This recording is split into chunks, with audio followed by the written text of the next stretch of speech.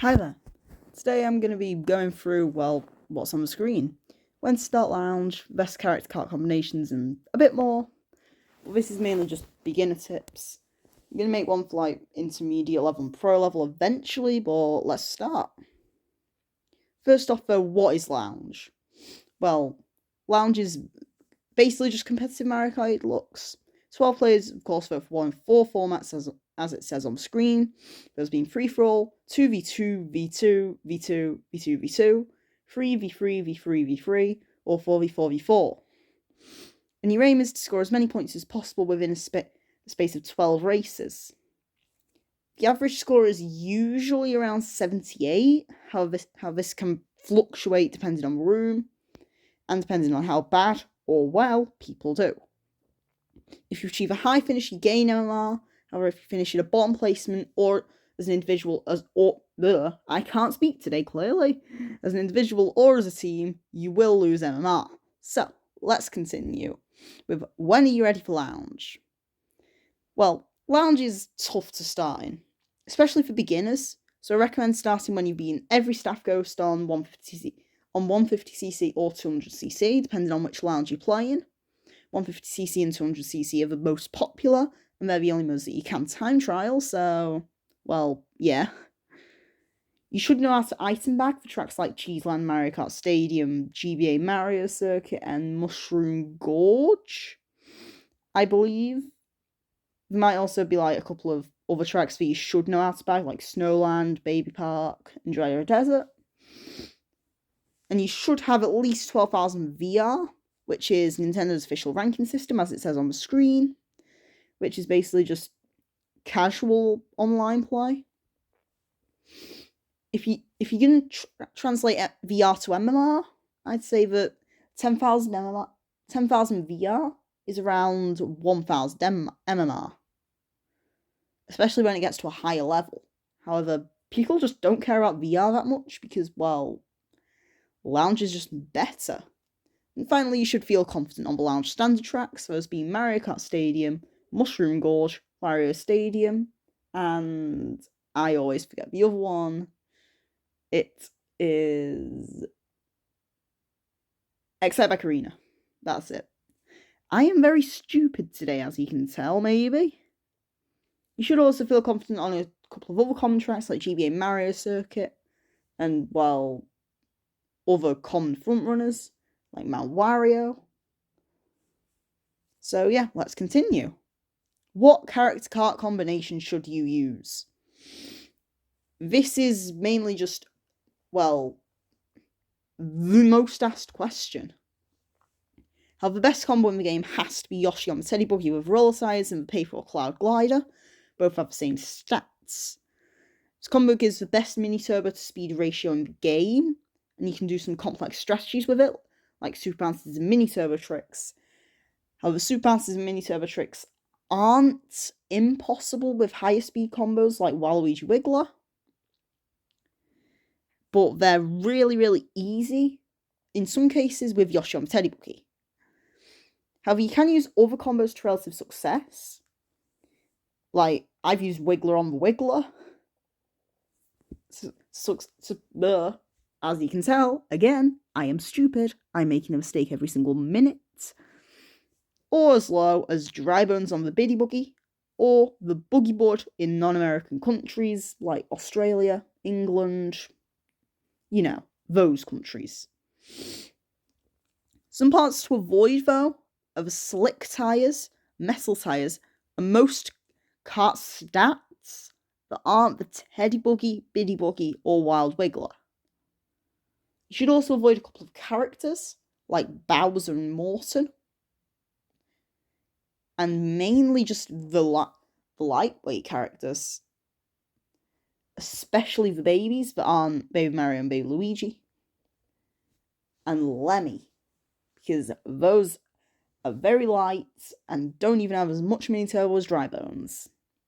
So let's continue. I've said that too much already, so let's move on.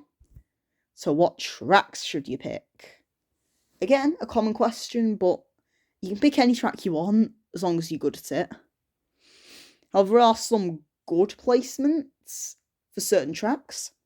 Like Waluigi Stadium's good for in the back. And Moonview Highway is good for in first place.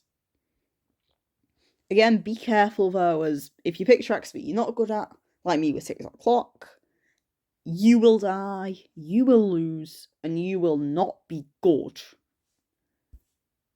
So this is like a little thing for every single track, for every single style of play or placement. Group front run basically means that you can run as a team. Top 2 front run is, well, a top 2 front run. If you get top 2, you can front run on those tracks. Top 1 front runner is a track that you pick in first. You can also pick all the top 2 run tracks in first, and your teammate gets a worse spot. Anti-first place tracks are, well, tracks that you choose to not do good for first. Anti-top spot tracks are tracks that can easily become back on, like Cooper Cape with a massive shortcut, and you will see that a common theme is that there is a big shortcut on all of those tracks. Except New York Minute. That's an exception. A drafter is basically just, well, a track where you can draft or slipstream. Well, they're both the same thing, but easy to get and you can get to the front and win. Soft baggers and hard baggers are just different types of baggers. You shouldn't really learn about which type of bagger a track is until you get to a slightly higher level than in this video. And reset just means these tracks are so bad. Wait, no, DK Summit isn't that bad actually.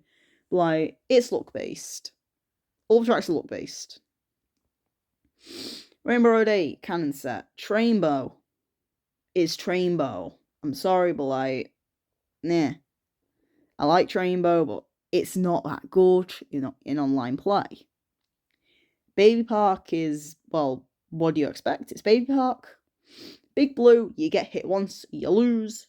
Mushroom Gorge, Gap Jump. And DK Summit is a combination of Rainbow Road 8 and Mushroom Gorge. So, next slide contains what tracks you should look. Again, I can't speak. Contains what tracks you should learn first. And starting out, you should learn tracks that are on screen now. Those being Wario Stadium, Mario Kart Stadium, Excite Bike Arena, Mushroom Gorge, and GBA Mario Circuit. These are the most common tracks in the lower tiers of Lounge, and well, you're not going to get up the tiers if you don't learn those tracks. Like, I've seen people who are really good track specialists, but they just fumble when it comes to these basic tracks that are picked in almost every event. And they're basically the fundamentals of Lounge. Most events have at least one of those tracks, and well, you have to prepare for them. So where can you find resources to improve at the game? Well, I recommend just scouring YouTube. However, I will give some, like, advice. Beginner's shortcut tutorial, mainly like the beginner style of videos. These can help you learn basic strategies of the game, like mini turbo tricks and super bounces, as mentioned earlier, and the controls of the game, like drifting, rear view camera, braking, and, well, not using smart steering.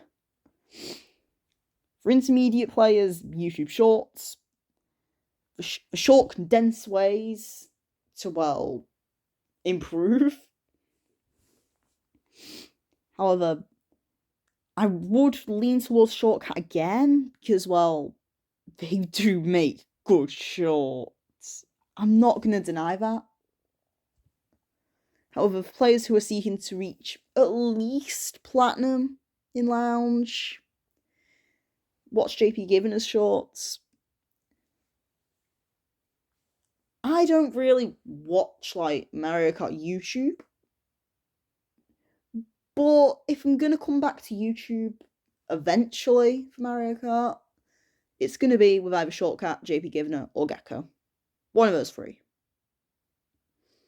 And while those shorts may not be recent, you can still learn a lot.